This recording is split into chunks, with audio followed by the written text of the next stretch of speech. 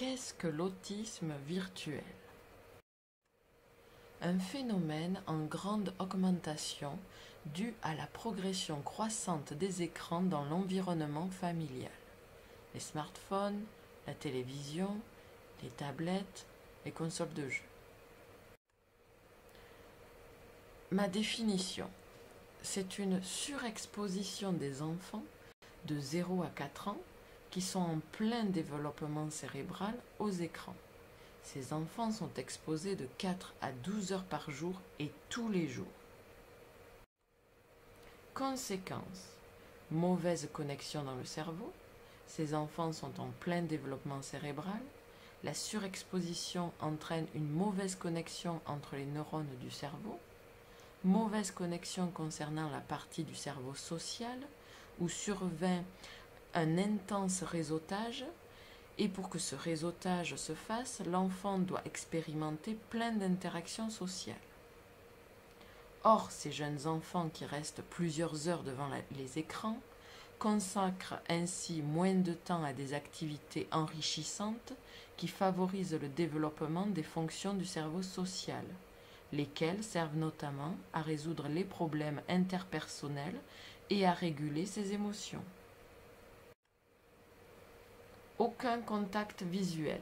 Dès la naissance, le cerveau des bébés cherche à établir un contact visuel avec les personnes qui les entourent.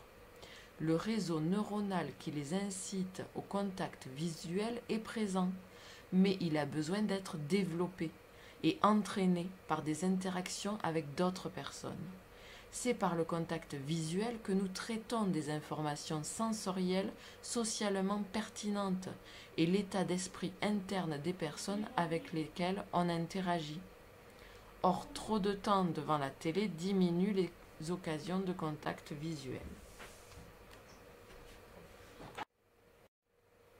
Malheureusement, 50% des enfants mangent devant la télé et le repas familial est une importante activité sociale qu'il faut absolument préserver. Plutôt privilégier les jeux créatifs, les activités physiques de groupe et celles impliquant des conversations avec l'enfant qui favoriseront un meilleur développement social de l'enfant et par conséquent une vie adulte plus saine. Déficit de concentration et d'attention, retard de langage et de compréhension. L'enfant est dans sa bulle, communique peu ou pas, suivant le degré de surexposition aux écrans. Il comprend rien, même des consignes toutes simples. Donne-moi ta tutu. Agitation extrême ou à l'inverse, très grande passivité au monde qui l'entoure. Suivant les enfants, cela peut changer. Chacun est différent. L'enfant surexposé aux écrans est drogué. Une fois qu'on leur prive de l'écran, ils hurlent, piquent des crises. Une fois que le mal est fait, l'unique moyen de guérir, si c'est pas trop tard, est la suppression totale des écrans et des sons électroniques. Le problème, les écrans sont les seuls jouets dont l'enfant ne se lassera jamais. Ils sont addictifs. Leur privation engendre des cris, des crises. Il faut que le parent ait beaucoup d'énergie pour résister. Comment faire pour éradiquer l'autisme virtuel? Il faut sensibiliser les parents dès la maternité, les prévenir des effets négatifs des écrans sur les jeunes enfants. L'autisme virtuel touche toute la population.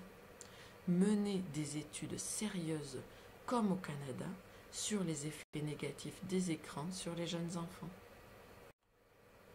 Pourquoi parle-t-on d'autisme? Je lis trop souvent des commentaires de personnes qui sont mécontentes car on utilise le mot autisme. Les effets négatifs des écrans sur les bébés et jeunes enfants amènent les mêmes symptômes que l'autisme. Bien que chaque enfant ait un comportement unique, les symptômes les plus courants chez l'enfant sont sa passivité, une absence de réponse lorsque l'on appelle par son prénom, une difficulté à faire des contacts visuels, une préférence à jouer seul, à se retirer dans son monde, une incapacité à se faire des amis de son âge, son retard dans le développement du langage, des crises de colère, des gestes agressifs, etc., etc. Nous sommes dans des cas où l'enfant naît du verbe naître, normal, et devient avec des symptômes autistiques dus à une surexposition des écrans pendant le développement cérébral de l'enfant. Qui est responsable? L'ignorance. C'est l'ignorance des parents qui connaissent aucun effet négatif des écrans face au développement cérébral de leurs jeunes enfants. Il s'agit très souvent de foyers où la télévision est allumée en permanence et où l'enfant a accès depuis ses premiers mois au smartphone ou à la tablette.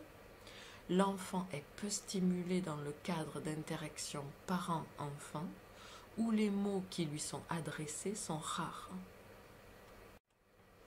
La guérison. Suppression totale des écrans et des sons électroniques. Il faut développer les 5 sens de l'enfant. Pour cela, je vous conseille la thérapie Andalusia. Je vous laisse la lire.